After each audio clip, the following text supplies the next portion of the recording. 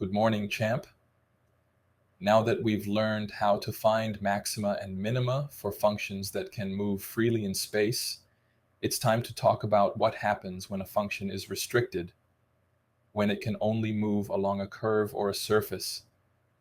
That's what we call extrema with constraints, and the method we'll use to find them is called the Lagrange Multiplier Method. It's one of the most elegant tools in multivariable calculus. Suppose we want to optimize a function f of x and y, but we have to satisfy a condition g of x and y equals 0. Here, f is our objective function, and g is the constraint. It limits where the variables can go. Think of it like trying to find the highest point on a hill, but you're only allowed to walk along a fence line. When f reaches a constrained maximum or minimum, the contour lines of f are tangent to the constraint curve g of x and y equals 0. That means their gradients point in the same or opposite direction. In symbols, nabla f equals lambda times nabla g. This is the Lagrange condition. The gradients of f and g are parallel at the optimal point. We now have a system of three equations with three unknowns, x, y, and lambda. Nabla f equals lambda times nabla g, and g equals 0. Solving this system gives the points that could be maxima or minima under the constraint. Let's start with a simple example. Find the extrema of f of x and y equals x squared plus y squared, subject to the constraint x plus y equals 1. Compute the gradients. Nabla f equals bracket 2x, 2y bracket.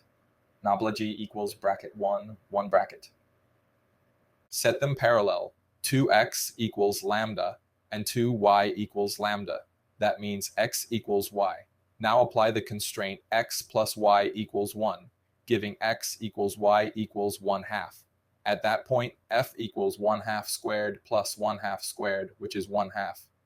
This is a minimum on that line, the point closest to the origin. If you extend the line infinitely, the function keeps growing, so there's no maximum. Let's take another example. One with a closed constraint, so we have both a maximum and a minimum. Find the extrema of f of x and y equals x squared plus y squared, subject to x squared plus y squared over 4 equals 1. Compute gradients. Nabla f equals bracket 2x, 2y bracket. Nabla g equals bracket 2xy over 2 bracket. Set them parallel. 2x equals lambda times 2x and 2y equals lambda times y over 2. From the first equation, either x equals 0 or lambda equals 1. From the second, either y equals 0 or lambda equals 4. Case 1, x equals 0. Then the constraint gives y squared over 4 equals 1, so y equals plus or minus 2. That gives points 0, 2, and 0, negative 2.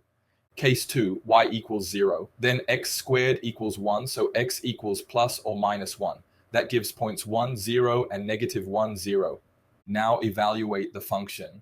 F of 0 plus or minus 2 equals 4. F of plus or minus 1, 0 equals 1. The minimum values f equals 1 occur at the ends of the short axis, and the maximum values f equals 4 occur at the ends of the long axis.